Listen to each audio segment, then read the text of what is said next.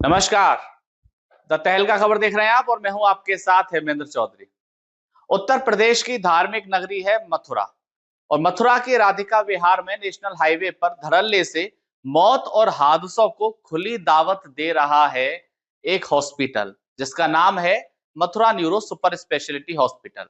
बाहर से चमचमाती और बड़ी बड़ी आधुनिक मशीनों का दावा करने वाली इस इमारत का कड़वा सच यह है कि कागजों में यह कोई अस्पताल है ही नहीं, बल्कि एक आवासीय भवन है, यानी कि रहने का मकान है।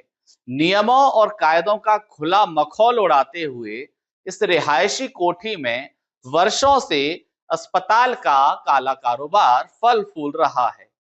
लापरवाही की पराकाष्ठा तो देखिए दर्शकों कि यहां नियमों को ताक पर रखकर अस्पताल के बेसमेंट में यानी कि तहखाने में मरीजों को भर्ती किया जाता है, जो सुरक्षा और कानून के लिहाज से एक बड़े विभत्स हादसे को आमंत्रण दे रहा है।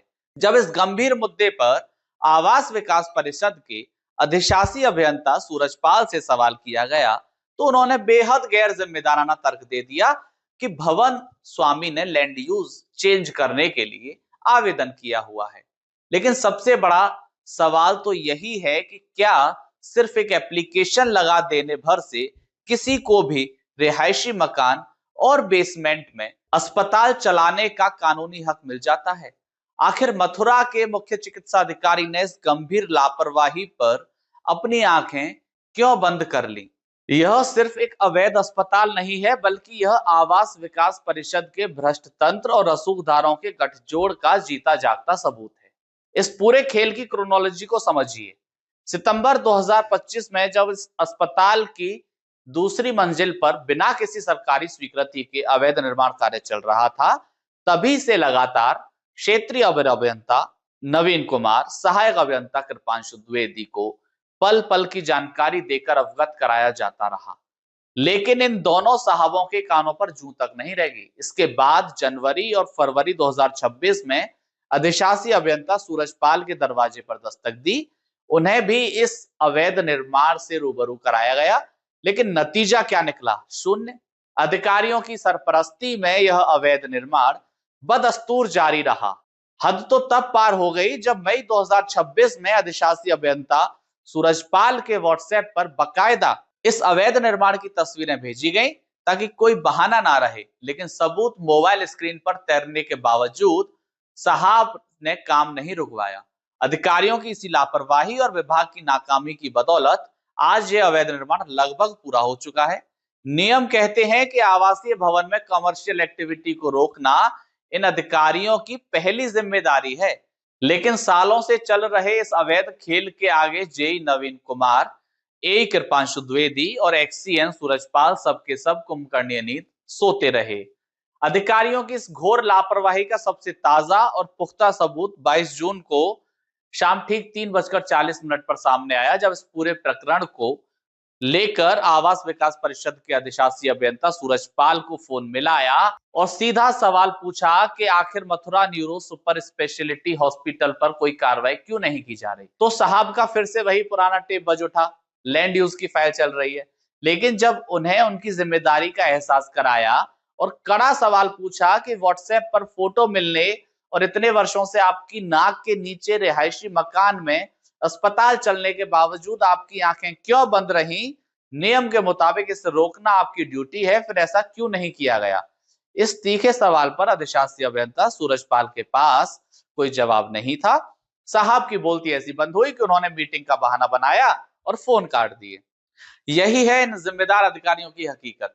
जब सबूतों के साथ सवाल उठते हैं तो ये साहबान जवाब देने के बजाय मीटिंगों के पीछे छिप जाते हैं। इस पूरे अवैध साम्राज्य का कर्ता धर्ता और Mathura neuro super speciality hospital का संचालक है मनोज रघुवंशी।